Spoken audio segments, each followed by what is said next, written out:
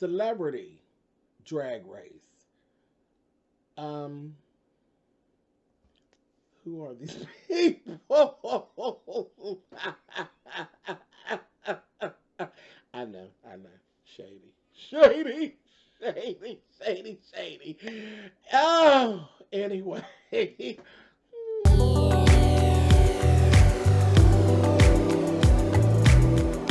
I'm like, come on through, Cookie. I'm going up on my soapbox. That's basically it. Let's talk about drag and all its forms.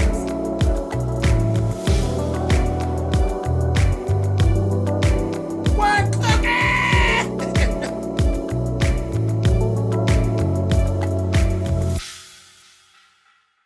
Hey guys, thanks so much for clicking on the video. Listen, this is my review for Secret Celebrity RuPaul's Drag Race Season 1, Episode 1. And I'm laughing because it's Secret Celebrity, and you're right, it's a secret. Who the hell are these people? And I'm just going to go ahead. I'm going to say, it's me. It's not you. It's me. I don't know these people. I'm old. I'm an old bitch. I don't know. I mean, they're really talented young folk. Nico Tortorella, he's an actor and comedian, and he's kind of an activist for the LGBTQIA community. So I'm here for it. He's beautiful. He really is. He's a beautiful man, and he was a gorgeous broad, honey. He really, really was. Then we got Jordan Connor. He is, again, a beautiful man. He's huge, really, really tall. He has Asian descent, and he just transformed, like, gorgeous. He's an actor. I know they say he's from, what is the show? I can't think of the show.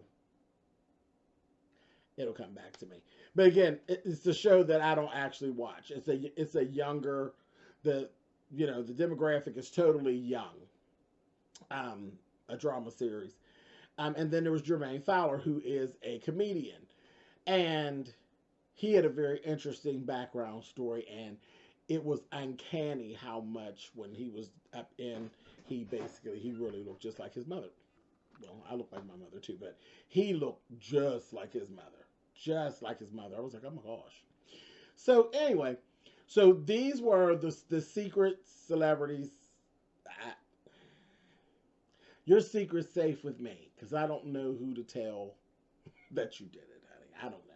But anyway, so their first challenge was quick drag. Quick drag, they actually ran through, they had to put themselves in drag to see how much they knew.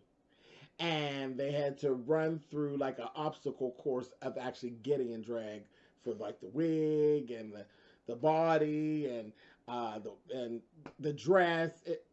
It was a humor. It was humor. Is basically what it was. And then they had to come, once they got everything done, the last part of the little course was to perform Don't Be Jealous of My Boogie, Don't Be Jealous of My Boogie. And Rue was having a good time. This is the one thing, that's why I used the thumbnail I did. I could have used a thumbnail, posted them, but like I said, I don't know who the hell they are. But Rue, that's what stuck out for me, is why my thumbnail was like that, because Rue was having such a good time. I had a good time watching Rue having a good time with what he had actually created. He was cracking up. He was laughing his ass off throughout this whole thing. It's good to see. I love to see Rue laugh. Love to see him laugh. Love to hear him laugh. Well, y'all know I love Rue anyway. But it's fun to see him crack up. You know what I mean? And be happy. And Jordan was the one who actually won, throughout the little obstacle course. Now, this was the thing. He got to pick who was with which mentor.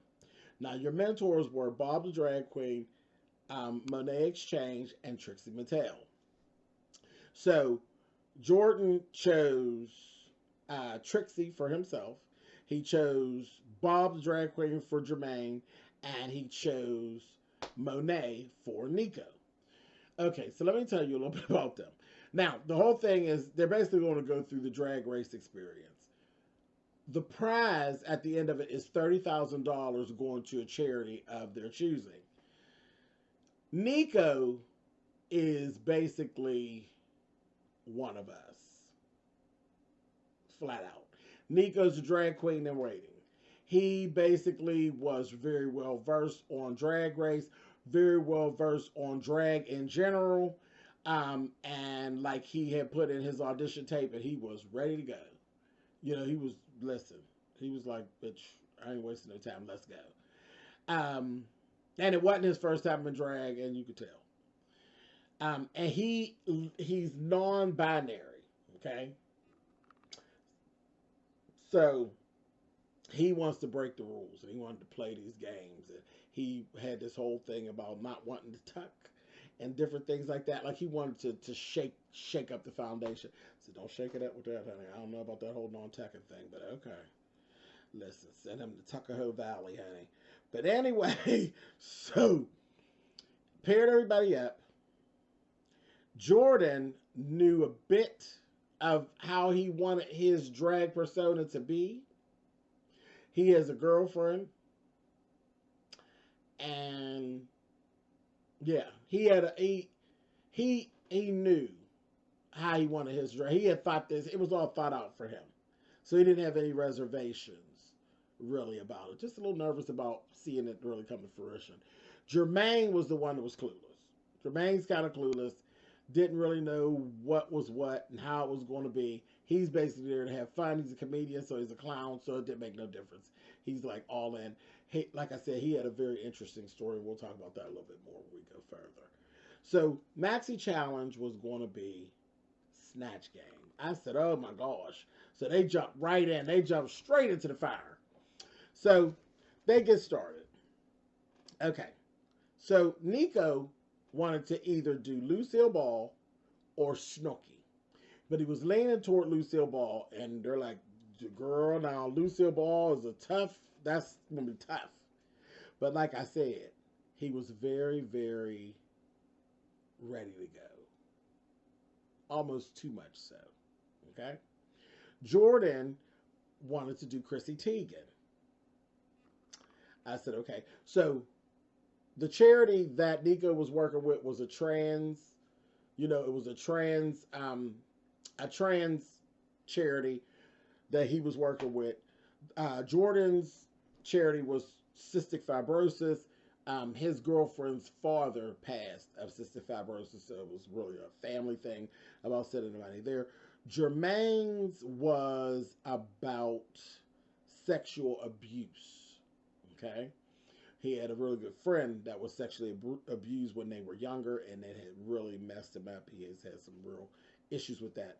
We found out also that his mom was actually a lesbian, and she had passed within the last year, so it was still really, really fresh. And my God, he looked just like her. Like, he got really miffed when he looked in the mirror. He looked just like her. He had decided he wanted to do either Whoopi Goldberg or Joe Rivers. Rue rolled through, and they had talked about the fact that him and Bob had actually talked about the fact that he does a Kevin Hart impersonation in his regular act. And Rue said, this is drag, baby. There's no limits. Why don't you just create something? And they created, and this could only be done through Monet or Bob. That's the way their minds work, and more so Bob than Monet. They came up with doing Kevina Hart, which is a female version of Kevin, because his Kevin Hart was like on point. He moved like him, he sound like him, real goofy, just like him. And I was like, oh my God. So to put it into a girl form, it made it funny, because Kevin's already funny, so we don't need another Kevin. But to do a female version of Kevin, to have somebody that ridiculous and be a girl, hilarious. So listen, The Kathleen Hart was funny. The Chrissy Teigen was funny because, again, Jordan, I think, really likes Chrissy Teigen, so he has studied her and he watched her. He had her down, and it was hilarious. And then, like I said, Nico did Lucille Ball. He looked exactly like Lucille Ball. So I don't believe that this was Nico's first time being dressed up as Lucille Ball. And he was, like I said, he was good, but he was too good. It lost some of what this show is about. This show basically is just drag you. And I like I said, I enjoyed this more watching Rue because I didn't like drag you. I didn't really care for drag you, but this is nothing but another form of drag you. And I had a good time because, like I said, I was watching Rue and laughing. Their version of the Snatch Game, sorry, but it was actually funnier than season 12 Snatch, because season 12 Snatch Game was their Snatch Game on here was really good. It was funny. They were on it. They were really, really on it. Then they had this whole thing. They had to do Supermodel of the World was their runway. So they all did looks that belonged to Rue. Everybody looked good. Like, everybody looked good. Nobody was all busted. Everybody looked good. They had it down. Then they lip sync all together to express yourself. Now, when I tell you about people coming in, they already had their names and stuff together. Nico's drag queen, flat out. Nico's already a drag queen. He was just auditioning for the show. I wouldn't be surprised to see him come back in season 13. But anyway, Jordan had named himself Baby Ken's LaRue. And they actually had their family members came in part of the way through. And the girlfriend actually knew, because she said, oh, this is Baby Ken. So they didn't discuss this in detail. She referred to him as Baby Ken's LaRue. Hilarious. I was like, child, this is draggy as hell. Okay. But anyway, they did their lip sync to Express Yourself, Madonna. And Jordan actually was the winner. Jordan was the winner. And Rue gave $30,000 to Cystic Fibrosis, but Rue actually gave $10,000 to each of the other contestants too. So it really was. It was cute. It was a cute little show. I don't know if I'd be up for this every week, but whatever. It is what it is. Child, listen, we're in the house watching TV, so let's watch. Come on, Rue. Anyway, I'll see you guys next week. Later, this has been Secret Celebrity RuPaul's Drag Race. And I'll definitely keep the secret because, again, I don't know these people. So I don't have anyone to tell about these queens. See you guys next week.